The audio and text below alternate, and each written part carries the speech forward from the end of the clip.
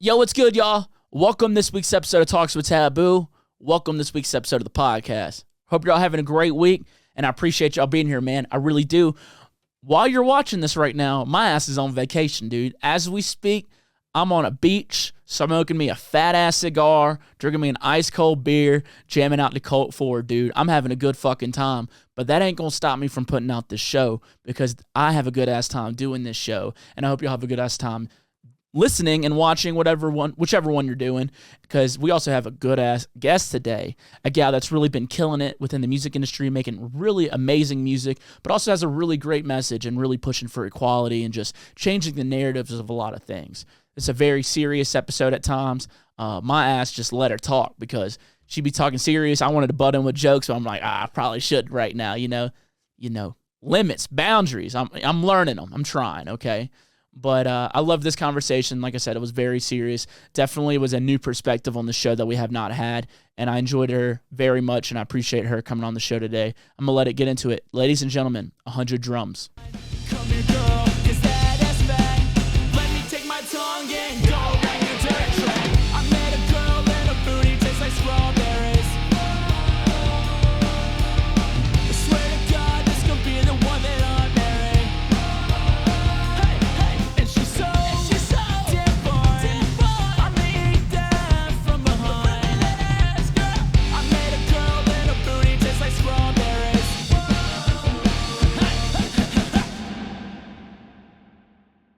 We're good to roll, Jeremy? We rolling. And she's sparking. Cheers. Oh, damn. I get the honors? We're dapping. I was like, all right, I didn't know if I want to get high. I'm trying to get better at it. I got high on a podcast with Buku and G-Rex, and I realized, it's the first time getting high on a podcast, really. And they're just sitting there talking. Buku's talking, and as he's talking, I'm like, oh, shit, I should be listening to what he's saying. I was high as shit. But you're in the clouds, like. Yeah, dude. I was like thinking about, the laundry or something. Yeah. I'm like, damn, I got a lot to do after this. Sick. But welcome. Thanks, Taboo. Thank you for being here. 100 Drums, if we're going by our fake names. Is it a fake name, though? It's like, I feel like it's my name. Got you. My name's TVBOO. I'm not going to lie. I was definitely one of the weirdos that thought it was TVBOO until I saw your post. And I was like, oh, okay. Yeah. The V is an A. It's Taboo. Okay. Right. Yeah. You got to think about it a bit. But how are you doing today? I'm pretty good. I'm just getting back from Faded in a Park in BC and Audiotistic in the Bay Area. So I'm tired as shit. We can cuss, right? I don't give a fuck. Fuck yeah. You can do whatever you want on this show, dude. Who would I be as a host to say you couldn't do something? So I'm be respectful, rated R. Yeah. Yeah, I'm good. I'm tired, but I'm really happy to be here. I'm a fan of your podcast. Thank you. And it's an honor to be here. So, yeah, I'm a fan of you. I'm glad I got to see you. I saw you for the first time at Red Rocks. Congrats on that. No, I'm trying to pay attention to you, Okay. And also, I want to point out she brought her whole team with her today and to intimidate me, but, We got Tank and Adonis in the house, y'all. Mind warp. Yeah, y'all ain't going to intimidate me, okay? I don't think you can be intimidated, at least not by us. No, as he throws a heart up, dude.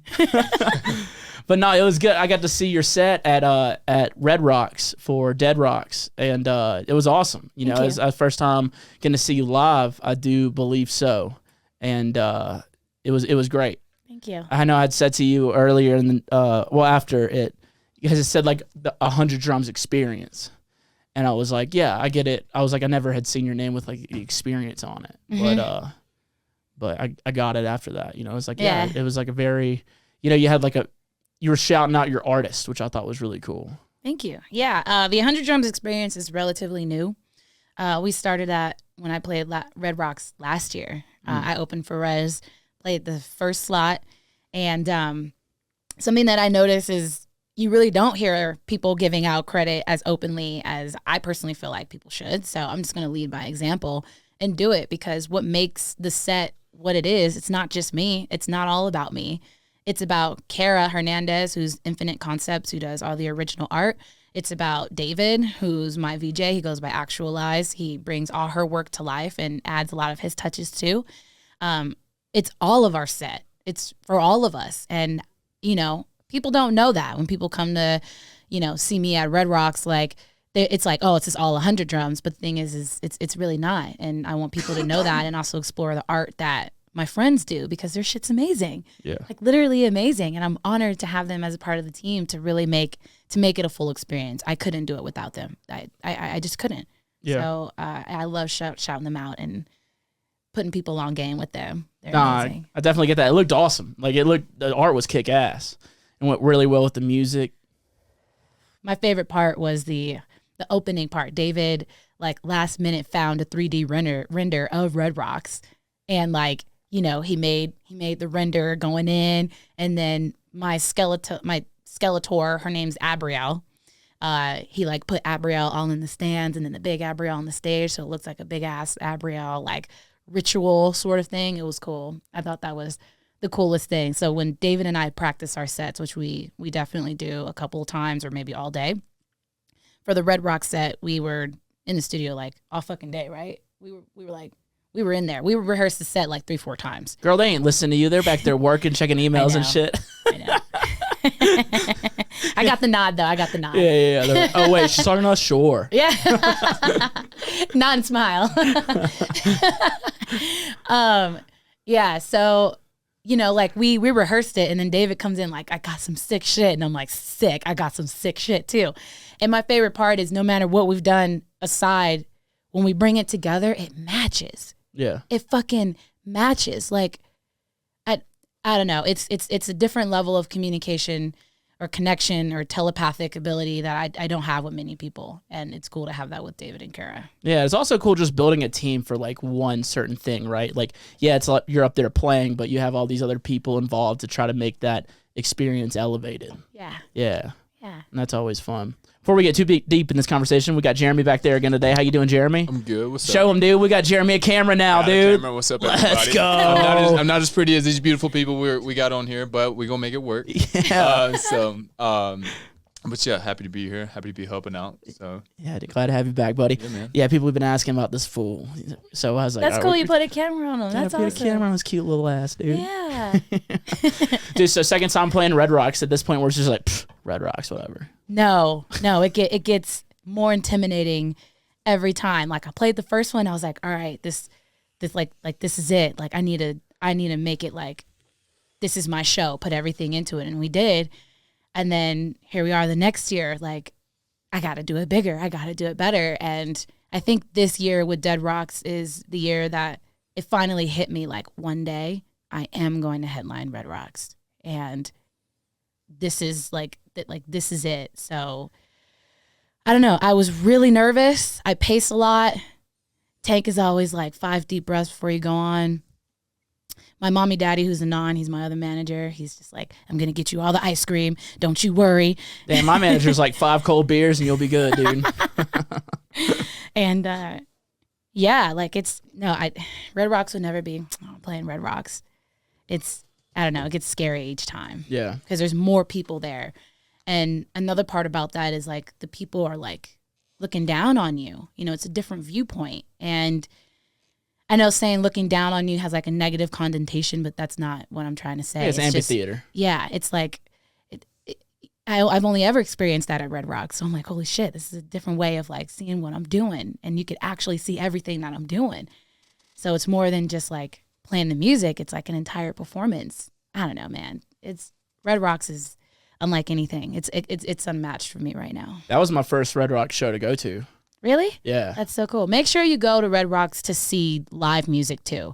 Like I realized how about that? EDM only. Yeah, dude. No, dude, you got to check out bands like every SDS time. Non's going. I'm going to go to that. Good. Yeah. My first band there was Sublime recently. Hell yeah. It was just a couple of months ago. Aaron and I went, and I was like, damn, I can't believe this is my first like live music here at Red Rocks. I'm always here for EDM shows. Well, excuse me, I take that back. My first time at Red Rocks was to see Schmongel and the band. That was my first, but it's still electronic, but like the band members are there. I don't know. Rock. You got to see Rock. Right. Yeah, the Red Rock Cafe. It was that was my first one. It was inspiring as shit, dude. I'm a very like goal driven guy, and like I just got the new goal when I went there. I was like, I'm gonna sell this bitch out one day. Yeah, and when you do a stand up as a part of your set. Oh, you already know it. Yeah. Tell us what's up. Yeah, the first half of the show is gonna be nothing but stand up comedy. Who else has done that? Probably Jesus at some point. I have to guess. You know? Well, you're going to be the one, and I am fucking here for it. So I'm marking the words today. That'd be cool, man. That'd be so cool. That'd be awesome. But yeah, it was great seeing your set. Like I said, it was my first time seeing that. I know you just mentioned Aaron, dude. What's it like dating a DJ, dude? Does that shit suck? It's actually the best because we understand each other more than like any other person can. Like dating outside of the industry has its perks, of course, but like, I don't know. I guess we're going to get into this. Dating in Denver is a fucking nightmare. All right. It's like, it's just a nightmare. It's out of sight, out of mind kind of mentality. There's no effort. It's really tough to find someone that I could share like core interests with and also be attracted to. I mean, I'm picky in that way. I'm pansexual, so you would think I have many options because I like everything. But what is pan? Because there's different stuff. There's like, I'm the pansexual, I'm bisexual, I'm like a polysexual, not polygon. But like, what does the pansexual mean? See, I worked at a gay bar for years, and they keep coming up with terms. I don't even know, bro. Like, it is a lot to keep up with. I'm like, what are you? A pansexual is someone that identifies as not conforming to gender. So like, although I identify as she, they, those are my pronouns, I'm a woman, I don't care what you identify as. You could be a female, a male, a male to female, female to male, non-binary. It doesn't matter to me. If you're a beautiful person, you're a beautiful person. Yeah. But I do identify as female, she, her. I guess I might have just always considered that bisexual or whatever. But that's just men and like female and male. But there's like these other subgenres of sexuality identity, you know? So, yeah, I mean, there are folks out there, there's a female transitioning to a male that like, you know, is flat at the top and looks like a man and has a beard but still has a vagina. You know? So, so, you know, it's like, it's the best of both worlds. I get you, bro. I identify as toxic. Yeah. Yeah, my pronouns are mine and mine. But going back to dating another producer, I think it's amazing ultimately because we just have a beautiful understanding of each other. Like this shit's go, go, go. This industry is like, it's a constant thing. And like, it's all gas, no brakes, and time is tough. You're constantly on the road. I'm in Ableton as much as I can be, or a tractor, and like dating someone that doesn't do sort of the same, or at least have something that's as important to them, like their hobby, their goal, something that they're working towards, it can really make it hard. Yeah. There's that demand with, I want to spend time with you, but it's like, I need to make this EP. So can we like share the same space and lean on each other's backs and do that? You know, like, it's rare. So Aaron and I spend a lot of our time like eating sushi or hanging out in his studio. Like I'll go over there with my laptop and be with him and watch him too. He's literally one of the fastest producers I've ever seen in my life. Oh, he's fucking dope, dude. And I've seen videos. I've been meaning to go hang out with him, dude. He told me to come over, but I know I'd love to. But his studio looks fucking awesome. It is. Yeah, dude. That's crazy. Yeah, dude. Tell me y'all get competitive. Please tell me. It's like you'll show him something. He's like, oh, this bitch fucking made a banger. I gotta go do this now. You know what I mean?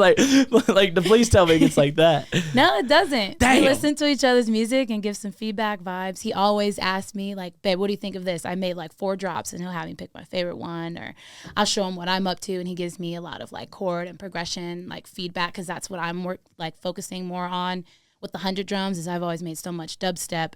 It's just different, you know. You can throw a lot of shit everywhere and make it sound amazing, but like now I'm dipping into my own musicality, like on a whole new level, where I want to have these mood pushing keys, or I'm trying to think of the best way to say this, but I'm just wanting to get a lot more musical. And I wrote a Study Beats EP a couple years ago called Sonder, where I explored that realm a bit more, and I'm doing that now with what I'm working on. So Aaron is far more musical in that realm than I am. I've always been a hand drummer, and I've always just had a good ear. I know what sounds good, and I didn't like get a chance to like spend so much time actually studying music, just kind of like on my own time teaching myself. So Aaron's actually been teaching me a lot in that way, and it's been amazing. So that's what our exchanges are. That's cool. We're not competitive with each other. We also keep it separate. We're doing our own things, but yeah, we definitely look to each other for. We complement each other's weak points. That makes sense. Like something that I'm stronger in that he wants to learn, I get to teach him that, and then vice versa. So Man, that's beautiful, man. It's actually amazing. Fuck, I'm jealous now. I want to date him. Yeah. Now, you said you were a hand drummer. That was you never had any type of like musical background, hand drums like bongos? Like, what are you talking about like that? Yeah, so I have a couple djembes. I still have a couple now in my own place. So being 100 drums doesn't mean that like I played a drum kit. I've actually never lived in a place where I was able to have a drum kit. So hand drums was kind of like my escape, I just taught myself. I practice. I'm high. I practiced flute, clarinet, a little bit of saxophone in grade school, but none of them hit like getting on a drum kit at school. I was like, well, this is cool. And then discovering like I could have a smaller one at home, School was difficult. So I seeked the drum to have an outlet. So I would just kind of go at it for myself. So I wouldn't say like I saw or I went to school for drumming. It's always just been intuitive for me. Got you. Well, if you want to learn some drums, I'd be happy to teach you a beat or two after this. Okay. Yeah, you just had never been able to play on a drum kit. Like, we got one right out there. It's just super random at times, but I've never been able to have one of my own, and it makes it difficult. Oh, man, drums saved me, dude. Exactly. Legit. Like, I'd get home from a day of school, like, mad as hell. Exactly. And I would just scream and, at the top of my lungs and beat the shit out of my drums. Like, they owed me money. Why were you having a hard time in school? It wasn't my thing, man. God, I tried dropping out so many times. How were you in school?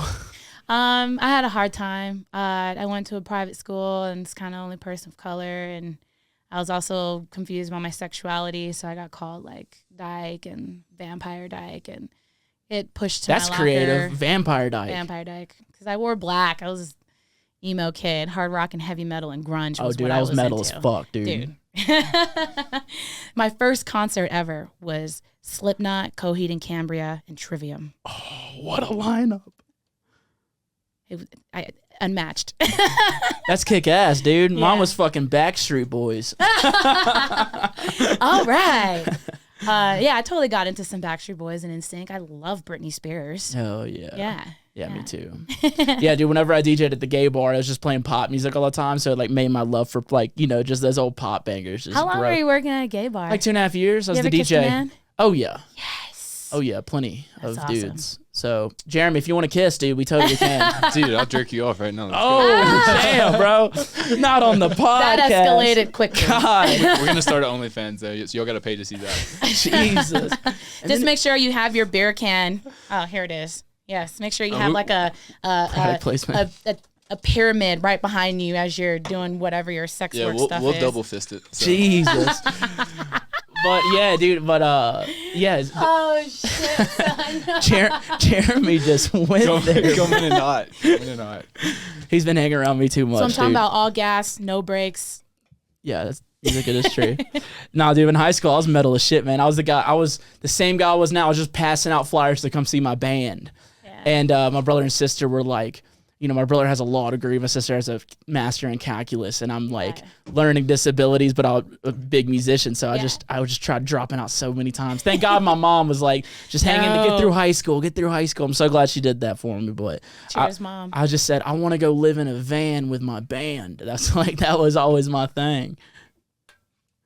And we weren't even that good, Like, if we were good, it made a lot more sense, but we kind of suck. We were Mississippi good, you know what I mean? Yeah. I've actually never been to Mississippi, but...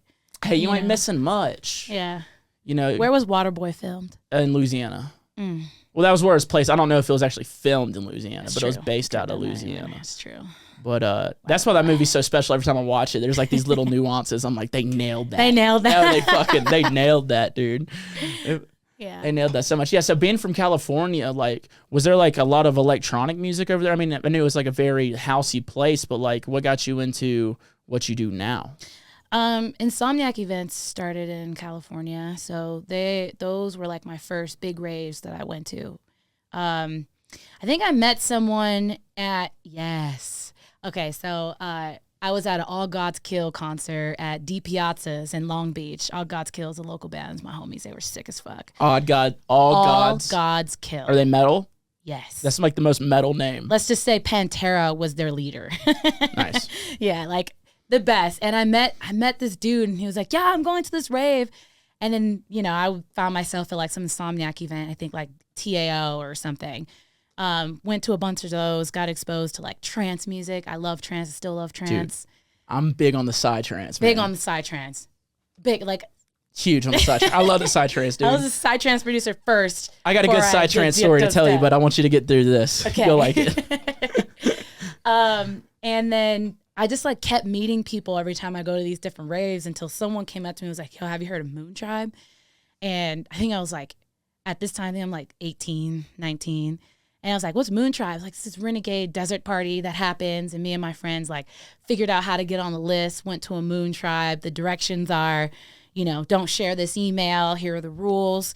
Leave no trace, coordinates. And I went to my first desert party and had mushrooms and Molly for the first time together. Oh yeah, that's a good time. Yeah, it was a good time, and that's what changed my life. Like I had kind of graduated from high school, was thinking about what I wanted to do, which is a funny story because my goal was to go to school to become an obstetrician gynecologist. I wanted to deliver babies growing up, and the female anatomy is the most powerful, interesting thing I've ever been able to learn. And I was just like, yes. And you're confused about your sexuality and you're like, vaginas. It was a safe place to be.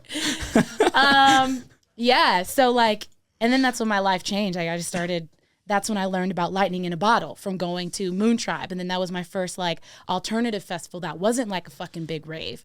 And then that festival literally changed my life. And I just played there this year for the first time after going for so many years. I've been going to Lightning in a Bottle since 2015. The best festival. It's awesome. I got to play it one year. It's a good time. And then Electric Forest happened, but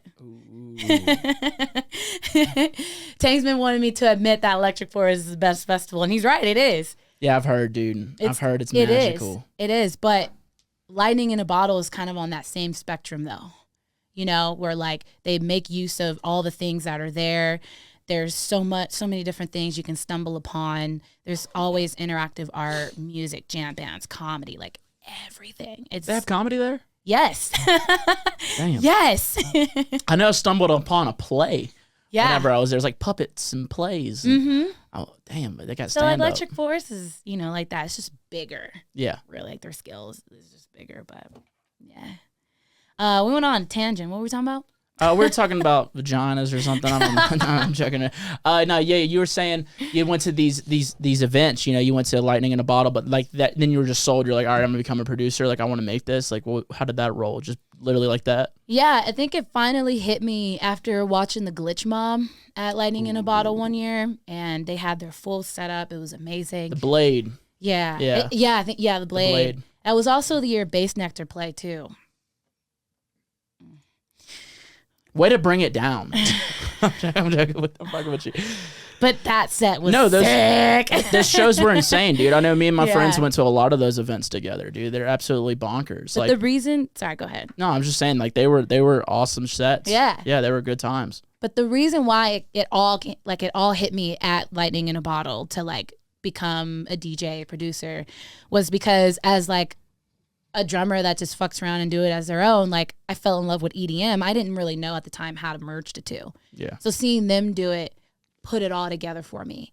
And I was like, whoa, okay, so that's how you do it. Mm. And then, I bought Tractor. The S4, and I just taught myself, asked my friends a lot of questions. Person that showed me a lot of what, to get me going was my friend Adam Astral from LA. And, yeah, and then just went for it. So I started DJing first before I started producing. And DJing really taught me so much more about music outside from what I know just by going to shows and stuff. Like it's just so different interacting with music by DJing. And yeah, then finally was like, it's time to take my career to the next level after being exposed to it for the last several years, seeing where it could take you, seeing what you can do with it, the influence you can have, the change you can make. I was like, I have to start producing. That's like, that's the way. So I did. So I've been producing now for about 7 years, but I've been DJing for about 10. Got you, yeah. And also, I want to point out to the people, like, I'll have people hit me up all the time, like, yeah, man, I want to start making music so I can play some shows. I'm like, you don't have to produce to go DJ a club or open up stuff. It can get you started. It really can. Just if you're trying to just have fun DJing, you go do that. I know back in New Orleans, like, a lot of the openers and stuff for shows, like, just DJ stuff, you know what I mean? You know, just DJing. It's like you can totally just be a DJ, you know what I'm saying? Yeah, you can. Yeah. Joe Nice, everyone. Literally one of the best DJs I've ever seen in my life, and Joe Nice is a very important person for those that are educated in dubstep world. Also, DJ Khaled, he doesn't even make music. Is he just an MC? Like, Khaled! Yeah. I don't know, dude. Is he just an MC? Is he a DJ? Is he a producer? He's definitely a dancer. Have you seen those moves? Yeah, Lil Jon. Actually, I think Lil Jon produces. Doesn't he? Dude, Lil Jon's at a point, he can just pay someone to produce for him. No one gives a fuck. Yeah. Like, let him do his thing. He did some DJ streams on Twitch, like, during the pandemic. Oh, wow. And dude was playing hits. He was playing, like, unreleased shit by the Yin Yang Twins. Okay. It was dope. Like, he was a lot of fun. Oh, dude, I'm sure those sets are wild. So much He has fun. to be yelling the whole time. Like, if he's just up there like, yeah, okay. You know, like, I want my money back. You know, he's got to be screaming that shit. He did his thing, but then he also, you know, Lil Jon has a sexy voice where he starts talking like this. Damn, I want to see him even more now. Yeah. Yeah, so you said you've been producing for about 7 years. Yeah. When did it start coming together for you? Like, when did things really start to move around? Like, I guess what I'm just trying to say is, like, what was the most pivotal point for you where things just got a little different? Right now. Just happened. Yeah, like over the last 3 weeks, just because I have like the world's best fucking team, and my message is like really being received in such a way I've like always dreamed of. People really just like giving me these really big opportunities that I really have dreamed of, and because it's happening and I'm living in that moment, I'm like, now's it. This is the time. Like, this is literally where the veil opened, and I absolutely have to nail this. I can't fuck up. And that's been over the last, like, 3 weeks. How's it make you feel? Like, how do you feel about it right now? Because you're still on that high. It just happened. Intimidated, proud, scared, excited, pressure, lots of pressure, because, like, my team is, like, not just my team, but they're my family. And, like, I want my family to eat, you know? Like, my family works so hard for me. I've never had this group of people that works as hard as I do. And that's what keeps the band together. Like, the band has to all want it just as bad as everyone. Like, you have to want it equally. No one can kind of want it. You really have to, like, really want it. And all these years I've been making sacrifices, dedicating, just doing all kinds of shit to, like, get to this moment. And, like, this happened. Like, I got laid off from my job. And then all of a sudden it was like, boom! The most divine, I'm shaking right now, like the most divine sign and message, you know? Yeah. Because I moved out to Denver to pursue music. I came out here for this. Like, at the time I was signed with Submission. It made sense to be closer to the agency. And my first agent, Eric Bonavent, he lived out here too. So it just, like, you know, like, it all made sense. And I got out here in September, took me a few months to get settled in, and then the pandemic happened. So everything just changed. Yeah. But yeah, now's the time. I love that though. It's beautiful, man. I'm glad we were able to catch that moment though. Like, it's still in the high, you know? Yeah. That's great, man. That's beautiful. I love that so much. Oh, fuck. I had something on my mind I was about to ask too. How to deal with exactly what you were just saying. Oh, I think you wanted to know more about my corporate life. Yeah. How'd you already know, dude? Yeah, I would literally was about to ask. Yeah, what was that job you were working, dude? You working a corporate job? Yeah, white collar, baby. It's doing real well. All right, so I want to ask this before you get. What's the difference between? I know what a blue collar job, but what's a white collar job? More office. Blue collar is typically labor work. Yeah, labor work. Okay, got you. I didn't know what a white collar job was. I knew blue collar. Mm-hmm. Yeah. I worked as a recruiter coordinator. I worked for this hospitality company called Sonder, and I was there for about 2 years. I got the job during the pandemic, just working in customer service, because I was like, I just need something to get me by right now, because like I'm obviously not playing any fucking shows. Like I need a job. And then only there for about 6 months, and I got promoted. And then been there almost 2 years, and I got promoted again, just working as a liaison between recruiting and human resourcing. So I would basically be a part of the onboarding and offboarding process, the hiring process, interview process. What were you recruiting though? People to come work for the company, like hospitality agents to be at the buildings, or we need another lead real estate researcher, or someone, we need another recruiter, customer service, anything for the company. Were you dying a little bit on the inside? No, because the company was a good company. Like, I had never been a part of, like, I've had many different jobs throughout my life, but this is the first time that I actually felt valued as an employee. It sucks that I was recently let go, but I get it. It was a business decision. It was not a reflection of my performance. So that stung, but I get it. Like, the company is all about inclusivity, you know, like every month we were celebrating different things, like things that like I didn't even know of. So like all month we celebrated Pride, we celebrated Black History Month. Black Month. Black Month. Black Month. Calling it that from now on. I know. Black History Month. No, it was awesome, and I felt like I was taken care of, you know. I was able to it was fully remote. They knew what I did as far as 100 drums, so they were always like super supportive on that. Encouraged me to take more discretionary time off to like go play these shows. That's like, fucking awesome. It was great. I literally had the best of both worlds, even though my team was calling it the golden handcuffs. And now they're pressuring you, dude.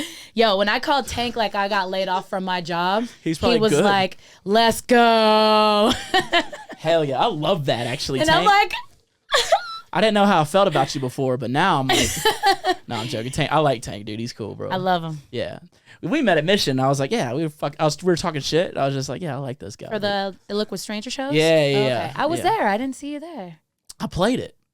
It was 2 nights though. I went to the Smokeland night. Okay, got you. Yeah. Yeah. I made an ass of myself. Not really. I just showed my ass. Did you take all your pants off or all your clothes off? Dude, it was like the first time doing it in front of like a big crowd. My team, like, we're literally over there like, okay. And now when I don't do it, they're like, what's wrong, dude? What happened? No one pressed charges. We're good tonight. No, but now when I don't take my clothes off, like, what's going on, dude? Is everything all right? Or you changing? You okay? You know? It'd be like that though, dude. I don't know. So like you get laid off from your job. Was it like a panic, or you're just like, fuck it? Here's where I go all in right now on the music.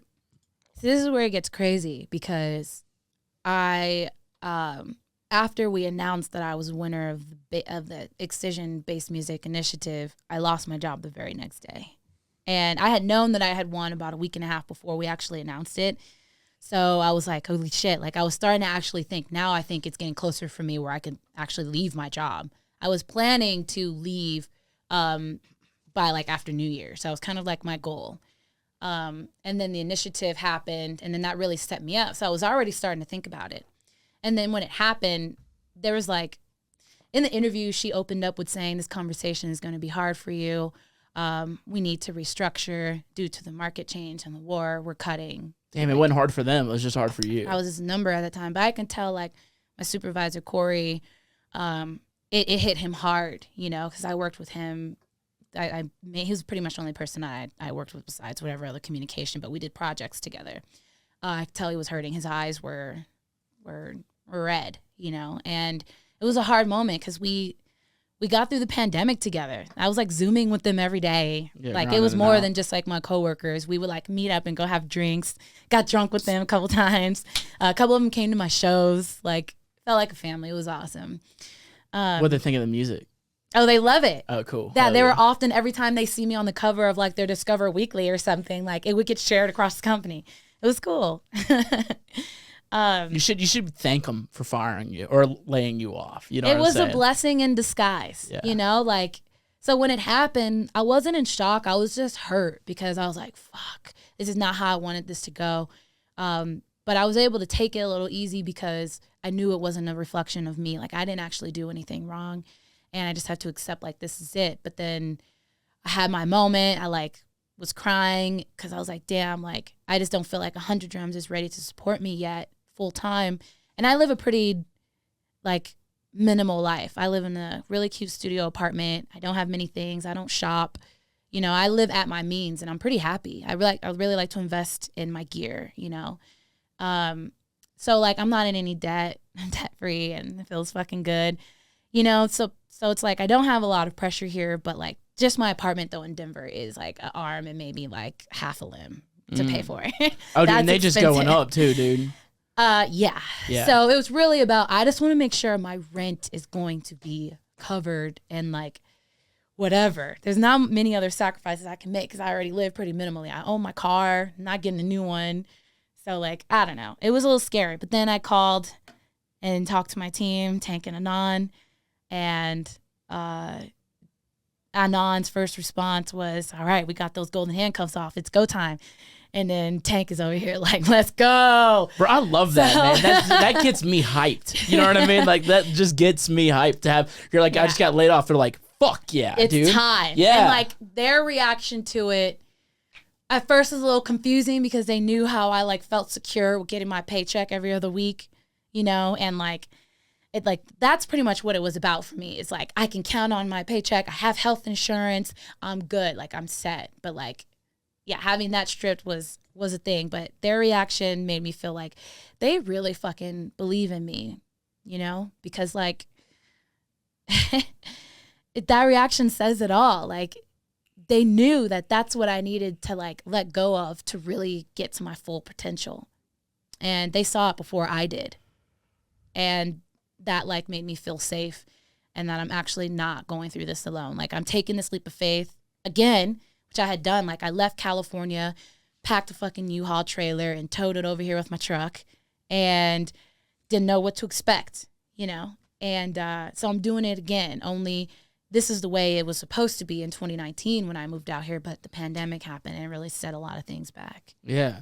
I love it though, because it lights a fire under your ass. You're like, I don't have that safety net no more. Man. Yeah, it does. I was comfortable. I got comfortable. No, Gabrielle, you don't need that fucking job, dude. No, I don't. Yeah. Fuck that shit, dude. No. Keep killing it, man. That's awesome. I love that. I love that so much, dude. Like, for real. Like, honestly, I think what you do is, you know, what you do and just who you are is, like, great for the scene. I mean, like, I don't know too many black girls that are out there doing it. You know what I'm saying? Like straight up. Like, Canvas, Honey Love, definitely my favorites. Ricola. I don't know any of those people. Mm-hmm. I don't. I know. You're like, No, I know. Yeah. Yeah. Is it because I'm white? I don't know. No, Okay, it's just, you know, I mean. I'm talking shit, dude. I'm fucking with you. But you're right, though. You know, like, I don't blame you for not knowing. There's just not that many of us. Yeah. So. Why do you think that is? From my own personal experience getting involved with, like, the rave scene and the EDM scene, one of the things that I noticed quickly was that there weren't very many other people that looked like me. And it felt like a repeat of, you know, growing up. I grew up in Redondo Beach. It's like a really nice all-white neighborhood. Went to a nice school. And I didn't see color then. It wasn't until, like, my accident happened, where I'm a victim of a racially fused attack. I'm going to talk about that later. But when that happened, that's when I actually started to see color. I was, like, oblivious to it so much of my life. And so being around it, like, made me feel like, damn, like, there aren't many people. So it doesn't really have, like, that welcoming feeling. And, like, and then getting involved in the industry, being female at that, like, I just didn't feel like no one ever really took me seriously for a while. And then being a person of color, like, I'm already, like, all these things. Now I'm super different. I didn't see many others doing it like me. Like, my inspirations for people of color in this shit was fucking Mala and Koki and fucking Joe Nice. Like, they were my examples, you know? And I didn't see that here. So in a sense, it made me feel like I had a lot more to fight. Like, I had, like, more fucking... it's just harder. it's just harder. And I've had so many people like, when I show up to shows to play, like, and if I happen to be with like a male friend or something, they like talk to him, not talking to me when I'm like setting up my gear. First of all, no one fucking knows my gear and the way I set up. No one. It kills me that is the reality. I've been playing shows for almost 10 years and not a single person understands how I set up. So when I'm having issues and I'm troubleshooting it and I'm talking to the sound guy, a lot of them are mad because like they don't understand my setup, but like treat me like shit, you know? But then if like a male is up here trying to figure it out, it's like a whole different dynamic. Typically guys don't like being told they're wrong by women. And so there's a lot of that, you know, and if I like shoot off a little attitude because he's like grabbing the wrong thing and I'm like, no, that's not the chord. I'm telling you that's not the problem. He'll go say I'm a bitch, but he'll never say why. You know, why was I a bitch? Were you fucking talking down at me and belittling me because I'm a female setting up gear that you don't know? Like, why is that my problem? Let me teach you then.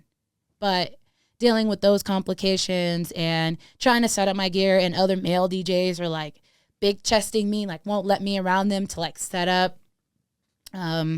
It's just really hard. So because of all that and not getting that support or seeing the warmth from the beginning as a female and person of color and being the only one, like I just feel like that just makes more challenges. And yeah. Does that also put like a chip on your shoulder? You're like, hold up, let me show these motherfuckers what's good. You know what I mean? Like where you know, you feel doubted and you're like, all right, fucking doubt me then, watch this shit. Do you ever feel like that?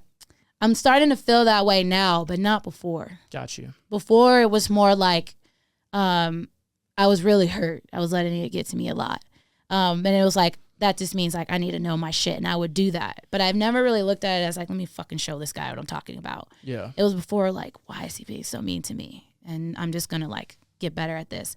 Now I'll be quick with the quickness, like hook a crook and tell a motherfucker you don't know what you're talking about. Hell yeah. Now because I actually know my shit, I feel like I've earned my stripes to defend myself a bit more and do it with integrity. Good. But that does create some complications too. I'm an easy target, and I've always been since school. People can easily like blame me for something, you know, say she was a bitch or she's a diva or this and that. And it's like, am I? But you say the same thing about everybody else. Like, I'm sorry that I have standards and values and morals for myself, and I hold myself to a high standard. And like, that doesn't mean I'm a fucking diva. It means I want to do the best and the best always with the best. Mm-hmm. And, you know, and if someone's going to like disrespect me because I'm a woman, I'm not scared to stand up for myself about it anymore. Yeah. But yeah, it's all tough stuff. And I know many can like relate to this, but I'm going to try to shut that shit down. Mm-hmm. See, I can't sit here and pretend like I feel you because I'm not a black woman, right? Like everyone goes through their own shit. I mean, I've definitely dealt with my own shit. I talk a lot of shit, and I'm redneck as the hell. But I can't sit here and pretend like I know exactly like, you know, how you feel about it or like the shit you went through. But I can, you know, I can relate to it a little on certain levels. You know what I mean? But so it's like I hate that, but like I also love it at the same time for you, right? Like motherfuckers doubting you and shit. You're like, you're about to show them up. Yeah. Yeah. Yeah, I am. Yeah, it's gonna be a good feeling. Like, fuck all y'all. You know what I mean? Like, I love that for you. I'm sick of it. Yeah, I love that for you, though. And I want to stand up for others so that they think twice before they do it again to someone else, especially someone else that's like a person of color, maybe non-binary. They're obscure. I'm fucking obscure. Look at me. I have fucking tattoos on my face. I'm covered in black. I am black. I'm female. Like, I'm not just the next cute white chick walking up. You're all the things I want to be.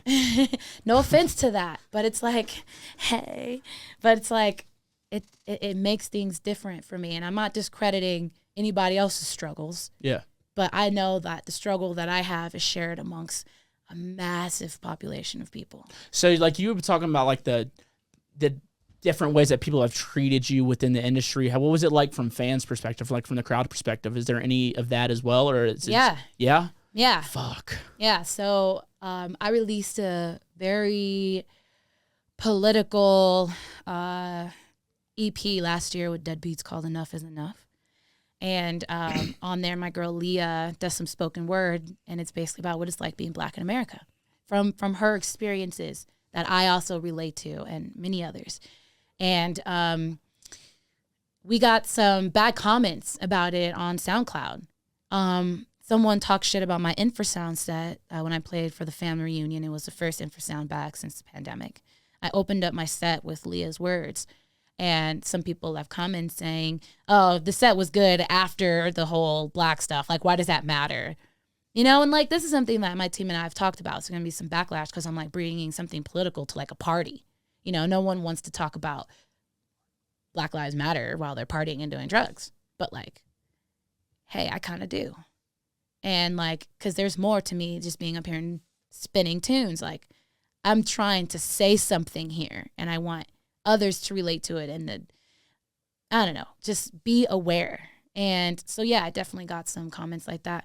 Hell, the other day on SoundCloud, can I say it? Say it. They ain't even here. Can I say it?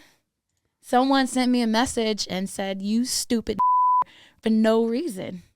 Just no reason, just because people want to spread hate. And because I'm putting myself out there, like saying, hey, like, I want to like represent myself as a positive person, but also I'm taking note that there aren't many other Black people that look like me, so I want to represent them too.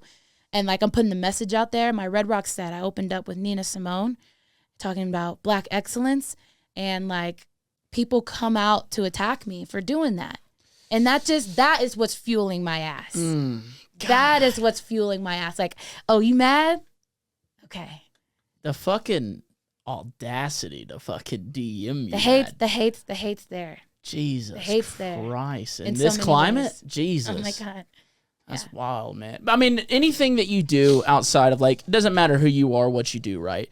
If you do anything, like, say you're an artist, right? If you do you talk about anything or do anything outside of the music realm, there's gonna be people who talk shit. You know, I deal with that stuff, not on a level that, like, you know, it's a different level. You know, like I said, I can't relate to how it's been for you, but I can. But I hear you. You know what I'm saying? I don't want to say one's greater than the other. I think struggles are a struggle. It's just different. That's all. Because I'm sure there's some shit that's fucking hard for you too. I believe it might be a little hard for white men in America right now. Like, a lot of white men are getting a lot of like a lot of I don't even fucking know how to say it, but like, are they putting us down, dude? like white cis men like are like fighting to keep their privilege because like others are getting a piece of it too, and it's like shifting, you know, like the pendulum has swung in a different direction and shit's all crazy. And oh, dude, sometimes tough. I'm like, I'm a straight white male and I'm sorry. You know, I'm fucking, and a bearded one at that. I know, dude. The Lord gave me facial hair. It's not your fault. It's not your fault. I know, dude. I blame the Lord. Don't come at me. Nah, like that's something I did want to bring up though, like. Because you're the first Black woman I've had on the podcast, so it's just like, this is a perspective. Hey, you got an all Black crew. This is the most Black people I've had in the studio. I gotta say this. It's probably the first time that word's been used in here. What? Which word? Nothing. No, don't worry about it. Yeah. We'll say sure. I'm joking, dude. I don't know when to shut up at times, dude. I just be joking. I don't mean anything. But no, that was the perspective I wanted to like kind of get out from you, because like I said, I've never had that perspective on the show, and so I appreciate you sharing that with me right now. For real. Sure. Thank I'm you. an open book, and like, it's a lot to talk about. I feel comfortable and safe here with you, and a lot of people were really excited that we were doing this show today. Yeah. No, I was excited to have you on today, for real. Me too. You know, I've been seeing you over. I think I had, so originally when I saw 100 drums, like the name, I thought you know, when I originally saw 100 drums, I thought it was a KJ Saka side project for some reason. You know what I mean? Because it just having to do with drums. Cool. You know, I always thinking like KJ Saka or something like that. Yeah. You know, I'm a drummer myself, so I'm like, sure. oh hell yeah, 100 drums. I like 100 of them. You know what I mean? So like, I checked it out and I started, you know, listening. The music is awesome, and then getting to see your set was great. And no, it's just been cool watching you over the past couple of years. It's been really cool, and I'm glad we got to sit down and talk about this today. Hell yeah. Yeah. But to the Cya Trance, you know. Oh, I love Cya Trance. Like, it was one of my favorite like EDM styles of music to explore, because it's just like high energy. My favorite Cya Trance record is Zenon Records. I feel like they have like the most eclectic style of Cya Trance, because there's like dark Cya, forest Cya, full on progressive. They have a lot of bass in their Cya Trance. It's like it's so good. So yeah, I used to DJ Cya Trance. I've played Cya Trance parties in Europe. Ooh. I've been to Boom Festival, which is the biggest Cya Trance party. I know about Boom. I was there for 7 days and took it all in. It was literally the best. Damn, you were straight working it out. Yo. More of a hippie. I was more of a hippie during that time. So I was also farming. I was still in California doing all that life. Oh, me and Aaron actually came up with the thing that wook is not a great term anymore on the podcast. Oh my God. but I still have a positive, outlook for it in my book. Yeah, I think there's different genres of wook. Yeah, different levels of it. Yeah. But you're pansexual, so you don't even care about the genres. No. But dude, so I was like 19, I think, or like 18. Yeah. And my brother called me on a Thursday, and he was like, "Hey man, you want to go to a Cya Trance festival this weekend?" Yes. I said, "What the fuck is Cya Trance?" I fucking went, dude. I went full in. I smoked DMT, dude. Fucking went into the hole, bro. Yeah. And I'm just sitting there all weekend, just like, I'm like doing hand motions I ain't never done. I'm like playing with my fingers. I'm like, oh, dude, I'm feeling it. I got it. I totally got it. Right I away. went all in, dude. Right away, Yeah. That's the way it hit me too. I was like on a whole other level, like just the energy and the happiness. And I was like always at Cya Trance parties with a bunch of Israelis, and I'm just like, oh my God, my people. It was fucking Those aren't your amazing. people, though. Yeah, because you're Cuban, ain't you? Half, yeah. Half Cuban. That's cool. My dude. father was, and my mother's black. Yeah. That's awesome, dude. I wish I had something in me. You know what I mean? Like, I'm just pale as fuck. Like, just give me some tint, Yeah, I wish I had some tint to me, bro, because I got to be in the sun. I burn and shit. You So probably you just turn red. I just turn red. Yeah. If I try really hard, like, I'd really protect the skin, I might get a shade. You know what I mean? But I just wish I had a natural tint to me. Yeah. I mean, melanin's nice. You can color it in a little bit. I did. I didn't think I was black enough, so I was like, do some more.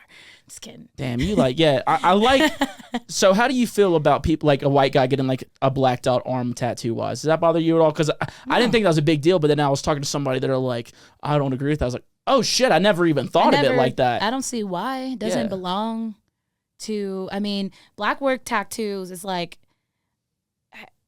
I don't know. This is actually new. Yeah, it was new to me. I was like, I never even thought of it that way. I was I'm just not like, offended with that. I'm also not offended if I see a white person with dreadlocks, because dreadlocks don't belong to just black people. but I can tell you what, dude, they don't belong on white guys either. Because my brother had dreadlocks. That motherfucker was ugly as shit. The Jews had them. The Vikings had them. Yeah, that's true. Vikings look cool with it, dude. But a guy from Mississippi with dread, dude, my brother looked like shit, dude. It did not look good I on will him. say, like, if you have dreads, you're supposed to take care of them. Like, you're supposed to take care of them. Sometimes, like, there are some people out there that give dreads a bad look because they just, like, are nasty with it.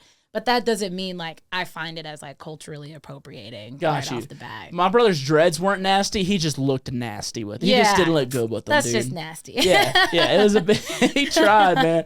I will say he went in. He tried. Yeah. And that's a fucking process. Yeah. Yeah, it ain't just an easy thing to just get dread. It's not like a. It took 10 hours when Yeah. I got mine. And Yeah. I had to really think about getting them too because of the dynamic that they put into my life. Like, at the time, I was still thinking about going to medical school. And, like, I had to think, like, if I want to fucking become a doctor, then, like, am I going to get judged because I have dreadlocks? Ooh. Like, I used to work as a manager at this coffee and wine bar in San Francisco called Nook. Before I moved into corporate, I was a barista for years. I fucking love coffee. And I remember the owners telling me, like, yeah, no one with dreadlocks. And I was like, this is like after the fact I decided not to go to school and stuff. But just like, I already was like thinking about that because dreads are looked at as like dirty or whatever because of the looks or something, even though it's just literally my natural hair. My hair does this and I maintain it so it stays as tight and clean as possible. But like, it was really difficult. But then I was like, fuck it. Like, I'm just going to do it. So I dreaded my hair and it took 10 hours. Damn, you ever seen a doctor with a mullet? Mm. Do you think those same people who said no dreads would say no mullet? No mullets. Oh man. I don't think I ever had, but like, It's slut cut summer, baby. You know what I'm saying? cool. Yeah. I don't know. I haven't been to any hospitals in Europe. Like your mullets are like this style haircut is like big in Europe too. Maybe they look at it different in Europe than we do in America. I mean, how do they look at it here, dude? Fly. Okay. That's all I hear. Yeah. You know? Yeah. Yeah. No, but this has been fun. We do got a bunch of fan questions, but Jeremy, did you have anything you want to ask Gabrielle? Yeah. So let's see. When you were getting into the music scene, I know you had been DJing for a minute before you got into producing. So like, you know, you dealt with struggles coming up being a female DJ. So like, what was your steps and process of getting past that barrier and like getting your music out there and getting notoriety from different record labels? You said your first label was Submission that you were signed with. Booking agency. Booking agency. Okay. Well, you know. No, that's not the first one, by the way. Is that not? No, Gotcha. no. Listen, I Jeremy. apologize. I'm trying. There's a lot. There's Just a lot to to set take the in. record straight. Yeah.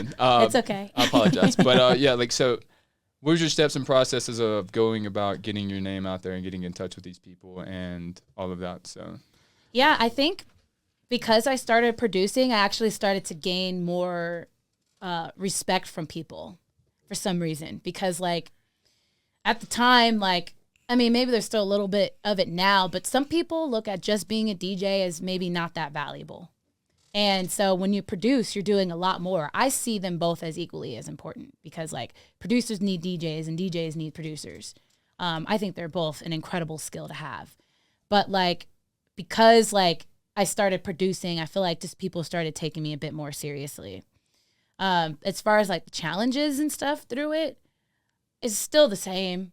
It's still the same. And I think some of those challenges even started happening more like as I actually started to become like more recognizable, you know? But yeah, I guess ultimately just, how did I get through it? It's just like believing in myself is like the biggest one. And I started to think like there's more to it than just like music. Like I was already from an earlier time taking on that I was only like the very few, if not the only Black person that was around, and I wanted that to change. And I knew that like if others see me doing it, they'll want to do it too. Maybe I can inspire them, or maybe they're already feeling it, but they see me doing it, and now they're like, oh shit, if she could do it, I can do it. And I've had people come up to me and literally say this to me. Happened a few times at Electric Forest, aspiring DJs and non-binary and Black. And I've had like, rednecks who are like, hell yeah, dude, you got it. I can do it too. Fuck, yeah, bro. exactly. But yeah, so that like those anecdotes are what like keeps me really going because I'm fighting a bigger fight. It's not just about me anymore. Do you think that also helps you like stand out a little bit? You know what I mean? Like, because there's so many producers, so many DJs. I mean, obviously you dealt with stuff being a black female DJ. Do you think that also like helps you as well? Like, hey, I stand out a little bit more.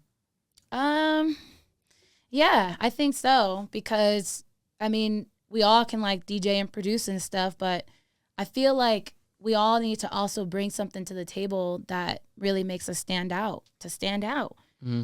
And I mean, I don't know anybody else that speaks on these things as much that are also like me in the industry, you know? So it's like perhaps that does add more value to what I am doing because they know I come with the bigger message. I'm not just another producer female that they're hiring. They're hiring someone of color. They're diversifying. They are giving me a bigger platform to spread a bigger message. And I do think that does help me to stand out a bit more in a really positive way. And that's why I've deemed this as being bigger than me. I love that. That's a positive way to look at it too, dude. Right there. Yeah. I like that. Jeremy, do you have anything else you want to ask her? So actually stemming off of what you just said, so I'm going to go in, I guess, like the branding aspect of 100 Drums. Yeah. How did you, like, I assume when you first started getting into everything, I assume that wasn't like the initial idea or plan. So like, how did you form that? And then once you formed it, how did you go about putting that into place and like, and bringing that idea to life basically? Okay.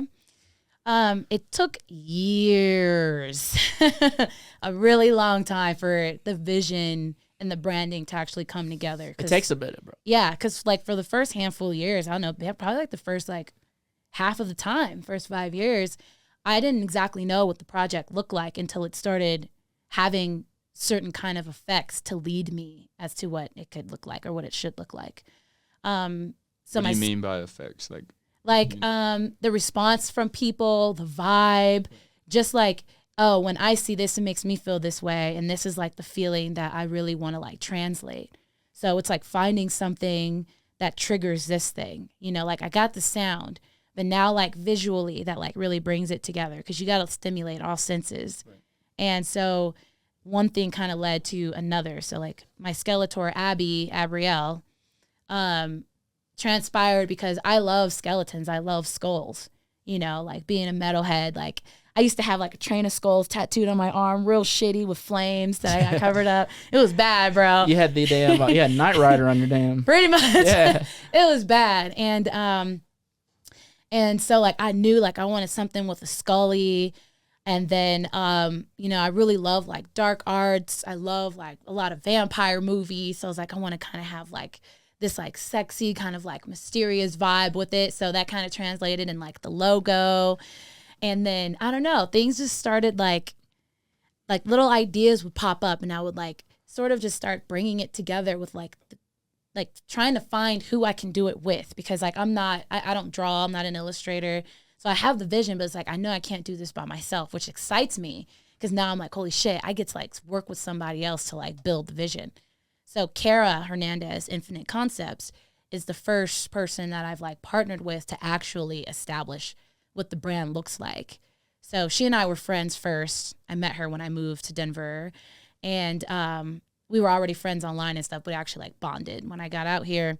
And I saw her art, and I was like, I fucking love this. Like, hey, and then one day after a couple years, I'm like, hey, do you like want to do something for like my cover art for my EP? And then she got stoked. And then she's like, do you have any ideas? And I was like, honestly, I love everything you do. So I'm sure whatever you do, like, I'm going to love it. So just like go for it and listen to my music while you do it. And she did. And then she took a photo. Like I had taken this photo in front of a painting by, and she turned it into a Skeletor. And she just did that without me telling her.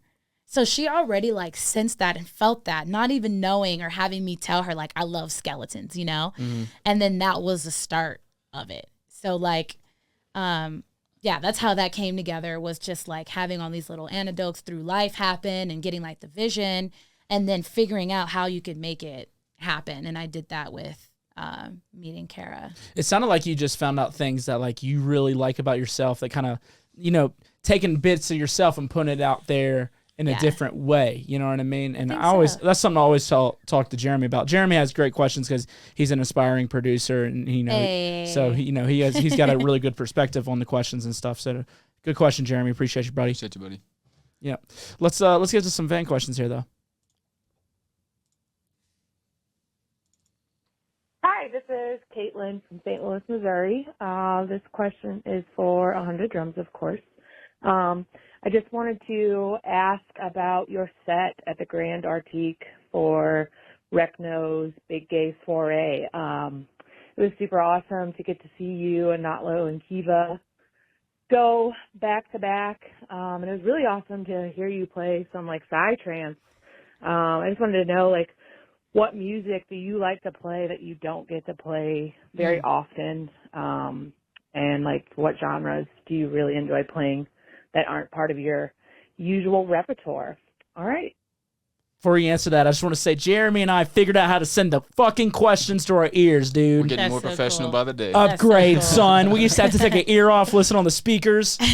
No says I, dude. That is so cool. Yeah, we figured it out. Congrats. It was awesome. Not hard. That makes a big difference, though, for real. Oh, I figured it out last night when I was laying in bed. I was like, I wonder if I could try it like this. He came over and we did it. And we're like, yes! That's a really cool question. Yeah, at Rekno's Big Gay Soiree at Electric Forest, I did like a 15-minute segment of reggae dub, which is a genre that I don't get to play very often, and Cya Trance. Because the reason why I only did like a 15-minute section is because I had to run over to the observatory to play my main set at 5. So I needed a little bit of time to like get into the mind space for that. So yeah, reggae dub is one of my absolute favorites. Cya Trance, as we were talking about that earlier, I used to spin Cya Trance a lot more in the beginning of my DJ career, and even played some European festivals. Oh my God, the best time. I fucking love progressive house. I think I'm getting into bass house a bit. I never really explored the genre too much, but I love going to like BG shows. And BG's so dope. he's so fucking dope. So dope. And getting into some bass house. Honestly, to be completely transparent, I love everything. There's good and bad in everything, in all styles of music. I'm not really into country music. I will say that. But I'll show you some good country, dude. I believe you. Honestly, I fucking believe you. I got an unreleased country bass music song. I call it's country and EDM. I call it YEDM. Yeedam. Yeah, I got it. I literally got it. I think after this podcast, I'm gonna show you, and I might change your whole perspective. And I'm so open to that. Cool. I'm open to that. I will give things a chance. So A song about a dirt road, yeah. blue jeans, Friday night, whiskey. My girl left me. My dog died. Come on, you get the formula. There it is. Yeah. Nah, dude, I wish, dude, if I could play something I don't normally play, dude, some like Big Fruita style Nola bounce, dude. Get you wiggle with it, wiggle. Dude, I listen to so much Big Fruita in the car. Cupid Shuffle? Let's go. Hell nah, bro. What? Oh, dude, the OG Cupid Shuffle. The OG Cupid Shuffle. Down, do you? Yeah. To the left, to the left. Try it. See how it goes. It's fun. You know? Dude, but like, yeah, if I could do some Big Fruita Nola bounce or like, I love like deep house. Yeah. Like oh, the yeah. deeper the better. Fuck like yeah. just like a sexy ass deep bass line. Yeah. Oh, yeah. Into it. It wouldn't work in a taboo set though. Maybe the Big Frida would. I should just do it. I mean, if you're doing like, you got your taboo set, but then you just like play somewhere random, and that's the set where you do the things. Tabooty. I do a tabooty set, and I'm just playing a bunch of fucking booty bounce. Yeah. That'd be awesome. That's awesome. Yeah. Yeah. Damn. That was a good question. I'm gonna do that now. Let's get into that one, Jeremy. Hey, my name's Allie. I'm from North Carolina. My question is for Gabrielle, 100 Drums. First of all, I think you're amazing, and I'm asking this question with a glass of red wine in my hand. Hey. So my question is, as a woman in the music industry, especially like in bass music, because let's be real, this industry is super dominated by cis hetero white men. My question is for you, how have you maybe taken being a woman, a queer woman especially, how has that worked for you and how has that worked against you? Like what kind of obstacles have you maybe faced, but how has it also worked in your favor? I think you're amazing. Thank you so much. So we already kind of touched. You're also very cool. Oh, thank you. I'm sorry, I'm a cis white man. I don't even know what cis means because I ain't a sissy. No, it's not a sissy. Okay. A cis white male is pretty much a definitive of this. So you are. I'm definitive. I don't Like, know. I'm it also is a very like- confused white let's male. Look up the definition. Are y'all laughing at me? We're laughing with you, Mitch. No, I think they're laughing at me. Yeah, dude. I don't know. I'm a very confused white male. You know what I mean? Yeah, I don't want to dig into that question too much because we did cover that along the podcast. But, you know, as I said, it does create some struggles because people just are intimidated or scared of something or someone that's different. You know, it's a big part of it. And they feel threatened. So I feel like some of that makes people like not want to give me the chance because of some of these reasons. But obviously ain't stopped me. But yeah, I wouldn't say it's also just something particular in bass music. I'd say it's just an EDM entirely. And yeah, the goal is to just spread more awareness and make a change by being the change. Hell yeah. Yeah, you different, dude. Pull up to the scene with your ceiling missing. You know what I mean? Yeah. Great question, yeah, though. it's good. All right, let's hit these questions. Yeah, I made it weird. Yo, this question is for 100 Drums, coming from a native from Denver. What is your favorite place to eat in Denver, Colorado? And where is your favorite place to play in Denver, Colorado if it is not Red Rocks? Nice. I need that answer because I've eaten some terrible food since I've moved here. I think that actually happened yesterday. Aaron and I went on a date and we went to the best sushi spot, like the best sushi spot I have been to since I moved to Denver. Remind you, I'm from California, Los Angeles, so there's like some of the world's best sushi places are there. Oh, I feel you, girl. I've been This living. spot is so bomb. It's called shit. Hold on, let me say this. Ooh. Makizushiyo. It's You want me to try? MAKIZUSHICO. You want to try? Oh, dude. Yeah, I think so. haven't- It's look, south from if here. I was gonna read it, It's fire. Mitch, you know you can't read, man. You're gonna hurt yourself. my zoo show. Yeah, dude. Yeah. I suck, bro. Nah, dude. So like, I've been needing that answer because I've eaten some bad. Dude, I lived in New Orleans for the last 5 years, bro. I ate fucking Yeah. good as hell. Yeah, no, for real. There's good food out there. And I right now, like, Red Rocks is my favorite place in Denver, or it's actually in Morrison, but it's my favorite place to play right now because it holds a very special energy. It's a very special place. It's been around for so long to share the stage with like so many legends and people that paved the way for us to be doing what we're doing there today is like big. So that's huge. Red Rock Cafe. Red Rocks. But there's still more venues to play. Like I want to play Mission. Dude, I want to Mission's play the tits. I love going there. I've been to so many shows there. I love it. Yeah, it's I my wanna play favorite venue. Temple, the Yeah. Goth Theater. I want to play the Ogden. Like there's so many other venues. Did I play the Ogden? I played the Ogden, I think. It's in Fort Collins, right? No, it's here. No, in I have Denver. not played the Ogden.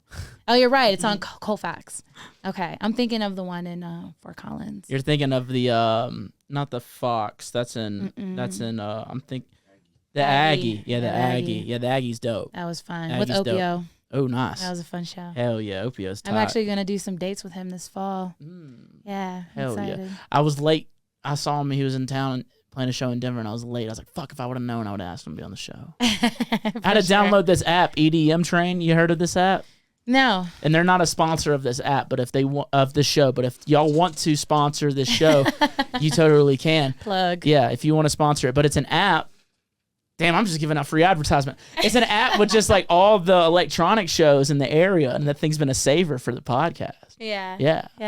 Yeah. That's sick. So EDM Train, if you're listening, sponsor. What were you pointing at yourself for? I'm a huge EDM Train advocate, bro. Yeah, Nice. it's dope. Nice. Huge advocate over More here. vouching. Yeah, We got some more questions. sponsor the podcast. TVBOO, I love you. I love This is you. Brian from North Carolina. What up, Brian? 100 Drums, I love you so much. Thank you. I saw you in Charlotte, and I got to see the Electric Forest. Holy shit, what a set. Yes. My question is, I guess for both of you, but what was the toughest thing when you were getting started? Like, was it a discipline thing? Was it like, booking? I don't know. What was the biggest hurdle you guys had to go through when you were getting started off? Thanks for the time. Peace That's out. a great question. Do you want to start off with that?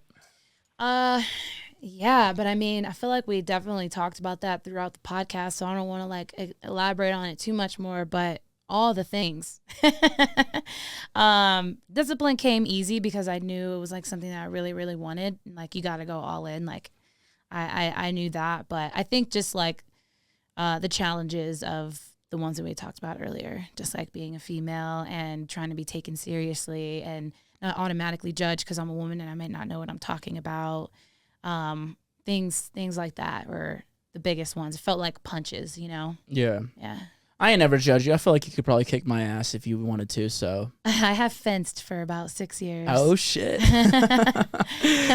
Dude, I think my biggest struggle was the balance, you know, between like my personal, like between Mitch and TVBOO. Yeah. Like that was something I fucking struggled with hard. Just like not being able to leave it in the studio or turn it off.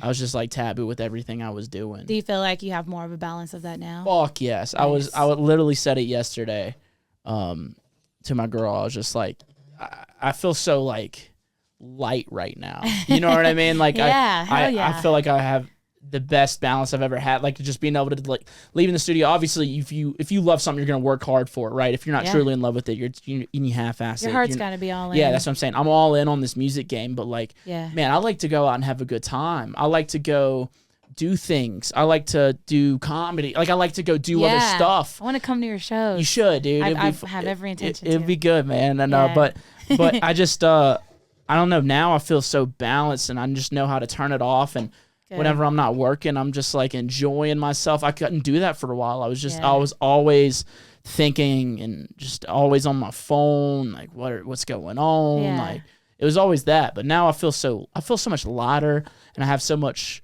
more fun. Like I'm having so much more fun. You know, like I obviously have fun being Taboo, but I have so much fun doing Mitch shit. Yeah. You know what I mean? And you got a new girlfriend. Yeah, and that actually, I had a girlfriend whenever I was doing this, whenever I was struggling. It's different this time. It was different this time, but like, dude, it was big issue we had was me balancing. I couldn't do it. That was probably my biggest struggle with it, was just being able to turn it off and go. I couldn't sleep it, and I was in trouble sleeping. Yeah. You know what I mean? Like I was just overthinking everything. Now I'm just like, fuck it. Let's do it. I don't give a fuck now. You know what I mean? So yeah. Do you ever struggle with the balance?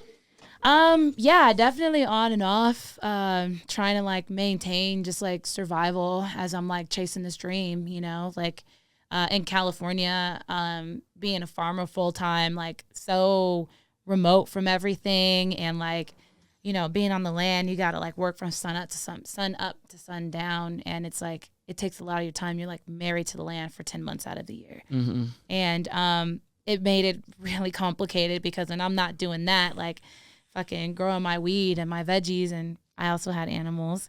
I needed to work on music, but I needed to like go do some other work to like get me paid to like do what I need to do. So yeah, it made it hard to have a social life or to just take care of myself as Gabrielle, and it did, but you always find a way. And that's also where some sacrifice comes in, because it is necessary for maybe a couple of years. You really have to just cut everything and just do just that if you really want to get to where you want to go.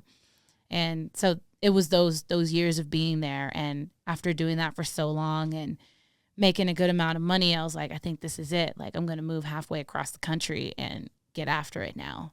Yeah. You know, so yeah. When you say halfway across the country, you mean a couple states over, but yeah, right on. You know what I'm saying? Yeah, but no, I guess that's actually a good point though. Maybe I'm able to balance it more now better because I have a little bit more comfortable. Yeah. Like I'm not. I feel stable too. Yeah, being grounded is a big aspect. Maybe that's why I'm able to do it a little better.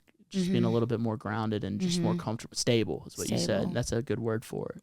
Yeah. But yeah, I guess you're right. Maybe you have to be like that for a bit, where you can't turn it off. But I will say I'm a lot happier now. Yeah. When I can turn it off and just go enjoy. What go take it all in more. Yeah, go out, experience something with somebody, or go by myself and not be thinking about certain things. Yeah, it's a lot nicer. That's something I really struggled with. It fucked me up for a bit. Welcome. Feels good. It feels good. Feels good. Yeah, I what love else that. we got? So that's all the fan questions. Cool, awesome. I do have another question, if that's cool. Say Nope. no. Say no.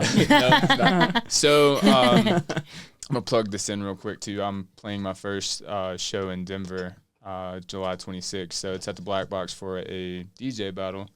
But I'm kind of going through this bit, and I've noticed when I played shows back home too, like leading up to the show, like I would struggle producing. It's like, I guess even when I'm not consciously stressed out about the show, like planning for it and getting ready for it, I've noticed that it affects me creativity,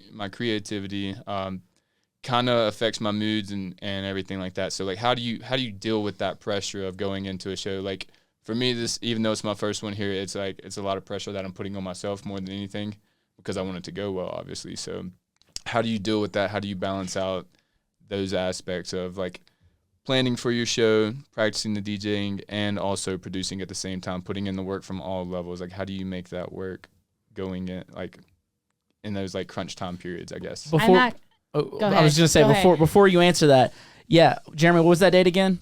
July 26th. July 26th. It's a Tuesday. My set's at 8 o'clock. Cool. So. Everybody's listening to this show that's in the Denver area. Let's go out and support Jeremy. I'm going to be there in the crowd fucking shaking my ass, dude. I appreciate you guys. But, yeah, that's a great question, Jeremy.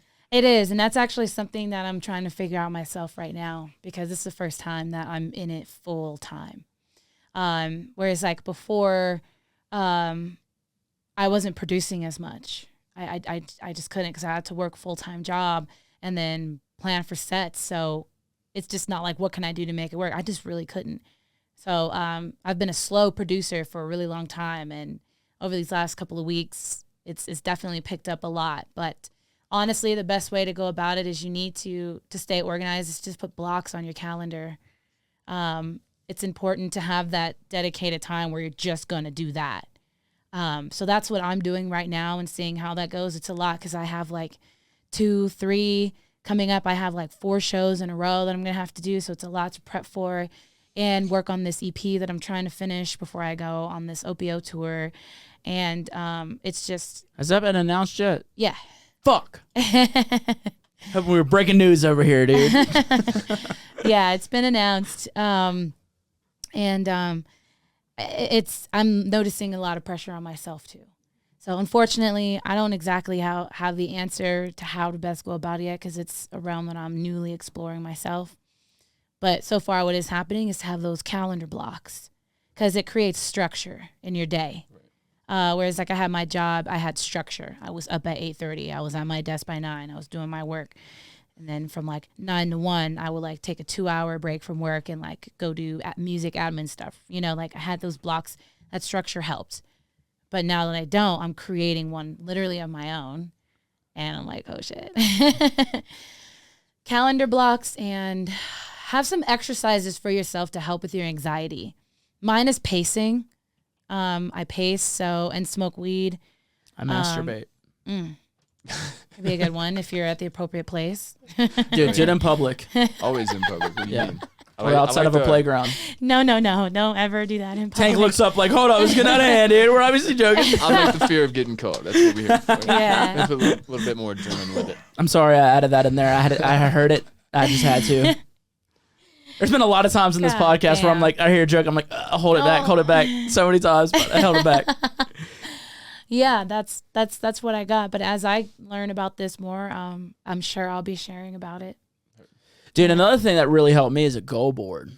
You know, you said like nice. a calendar. Like a vision board too. Yeah. Yeah. I got that's mine really back cool. there. I got to reevaluate it, but I already have it because I always figure them out in my head. Mm-hmm. And those are my old ones back from Louisiana. It's good to but put it down where you're like looking at see it every you day. know? Yeah. That's something. Yeah. That's something that's helped me a lot. Was just a goal board. All right, this is where I want to be doing this by then. Mm-hmm. All right, you hit it, you knock it off, dude. That's a good fucking feeling. So like a really cute thing that Aaron and I did after New Year's is we made goals for each other. Like we talked about our goals and we knew what we want to do and we knew where we were at. So we sat together and then we worked on his and then we did the same thing for mine. Like as a team. Like okay, by this we want to get like. We want to have like this release. We want to have this amount of followers. We want to be able to have like, we want to read up to like this amount of books or, you know, just like things that are all together. We want to get to this career gross income, you know, like we did that and it was really cool. And we've been marking some things off. Yeah, that's beautiful, man. I love that y'all did that together. But yeah, I was doing that by myself because I was lonely. But no, that's something that actually really helped me was just having a goal board. You know, like all right, I want to be literally what you're saying at this point or this, you know, making this much or playing this many things or, you know, have a. Like when I was writing the comedy album or like the album that I just wrote that's coming out later this year, I was just like I had all the ideas of things I wanted. A comedy album? Yeah, I did that. That came out December of last year as a comedy album. Songs Your Wife Leaves You To is the name of it. Okay. If you want to have a good laugh, it's a fun one. But like, you know, that album and the other album I did after that is just like I had like all the ideas that I wanted to hit. Yeah. And I was just like marking them off. Like that helped me. Cool. That helped me a lot. It releases dopamine to write something down, do it, and mark it off. It can be something as small as like you have a grocery list and you need oat milk for your coffee and you cross that off. Like I feel good. I'm like, fuck yeah. Got my oat milk. Got that fucking milk. Got that oat milk. You know, it feels good. So when it's a goal, it's something bigger. It's something more meaningful to you. It's like it's deep. So crossing that off, knowing you achieved that, it's that visual satisfaction of like I did it. Yeah. So yeah, those are good. And also having a place where you can see it every day. Yeah. You know what I mean? Yeah. Desktop, so when a calendar. Like, so you sit down that day, you see it. Yeah. And if you don't do it, you see that you didn't do it. Yeah, right. You become more accountable. I was a failure today. Mm-hmm.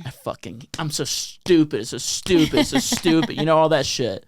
No, don't talk down to yourself. No, I like to talk down to myself. I like it. Okay, a dirty boy. Yeah. But yeah, this has been great. This has been good. Thank you. Thank you so much for coming on today, Gabrielle. And like, cause this was a good conversation, a lot more serious than what the show's normally like. But yeah. Yeah. Got a little emotional. Yeah, dude. Thanks for taking it serious. No, for real. No, I appreciate that. It made me take it a little bit more serious. I had to stop sure. myself on jokes a lot of times, but No. no. It also, you know, is a different perspective that the show has not had. You know, that I haven't talked to a black girl about a lot of this stuff. That's cool. Thank you for being open to that and providing a platform for us to talk more about these things, to create more awareness. That's you, like, being a part of the change. So thank you, Mitch. Thank you. Yeah. For real, thank you. It's been great. Is there anything you want to tell the people before we get out of here? Anything you got coming up? Anything that's not announced that you want to announce? I know your manager's in here, but fuck them. But like, you know. Nah. What you think? Break news, dude. Oh, he's shaking his head no. Damn it. So most people don't bring their managers, and so they're just like, yeah, we're comfortable. We'll break news. I could talk about some music projects. Yeah, go for it. Like a lot of people know, I got a collab with Zed's Dead. So, dude, I saw that, man. Yeah. I got to premiere it at Mission Ballroom. Yeah, it was a crazy moment. I was just like crying on stage, like super stoked about it. So I'm actually wrapping it up in the next couple of days and sending it back to them to do some more parts to it and whatnot.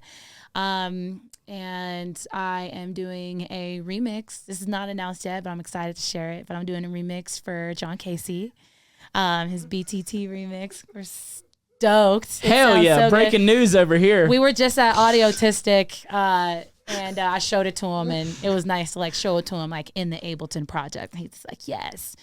Got another collab coming. And with who? Ooh, I can't drop those just. Damn it! We already talked about the ZZ one, but y'all played it live. That's cool, dude. How stoked were you whenever it got confirmed, like, we're doing a track? I mean, it just happened so casually, you know? Like, I've been playing a lot of shows with the boys, and it was our Charlotte. Yeah, we were at Charlotte, and I was just talking with Zach, and we were just talking about dubstep and the history of it, and our past with it. And then he's like, yeah, I want to get with you and like, let's make something. And I'm like, oh my God, this is sick. And he's like, I want to get with you. You're like, whoa. Yeah, no. I'm joking, dude. One of them jokes. Yeah. He's got a beautiful fiance now. I fucking love her to pieces. But yeah, and then like a little bit of time went by and he hit me up with it, and he sent me over the idea, and I've been working on it for a while, and I'm about to send it back. So it's been really fun. Like, it's really cool. I love the style and the direction that we're going with it. It starts off with like some old school like dubstep where you hear like a lot of Mala vibes and goth trad inspiration. I mean, even some old school Zed's Dead stuff, of course, obviously. Yeah. But it's just really, I feel like it really encompasses the start of the dubstep sound, you know? Mm-hmm. And then we go into like this breakdown, and then the second half is a little more modern dubstep, a little more postmodern dubstep. And it's just like so beautiful and musical. I do have a hand drum segment in there that I've been working on for the last few days. The only other track where I did a segment of that in was my collab with DJ Afterthought called Dream State. I don't really do that too much. I like to record my drums and then use it as sound design and make it sound different, but like to actually play over it is like new, because playing drums has just been like my personal thing. It's like my therapy. I didn't get into it to like play it for other people. It's really for me. Yeah. But I'm doing a little bit more, and it's exciting. So I'm glad to have it in the collab with them. Hell yeah. That's awesome. I'm excited for it. That's huge. Yeah. That's big stuff, dude. But yeah, I'm excited for that. I just appreciate you coming on the show today, you know, sharing your story and, you know, being open. I appreciate that as well. You know, it's always nice whenever it can just be a relaxed conversation. So, hey, thanks everyone for joining. Yeah, appreciate you. It's been nice. This was great, and appreciate you, Jeremy. Yeah, man. Thank you. Yeah, thank you. Appreciate you giving me the opportunity to run this for y'all. I've met some great people so far on this, and every time I come over here and do this, I always learn something new. Yeah. So learn about producers I may not know much about, but I've definitely seen them around the scene, and like just being able to get to know the producer / DJ and take them off that little like, not that I don't want to say high horse, but take them off the pedestal that people puts them on, and like, y'all are actual people. Y'all aren't, you know, y'all aren't humans. Yeah, y'all aren't these crazy godlike people that like, you know, we should be intimidated to talk to. You know, y'all are genuine people, so it's always nice getting to know everybody. Wow. Sweet. Thank you for your questions too. They were really they're absolutely good. Wow, Jeremy, way to get deep on us. But no, man. Hey, dude, I'm grateful for the opportunity, man. Invoking emotion. Yeah, dude. But I appreciate you, and I appreciate everybody listening to this week's episode of Talks with TVBOO. I will see y'all next week. Have a good week. Be good. Peace.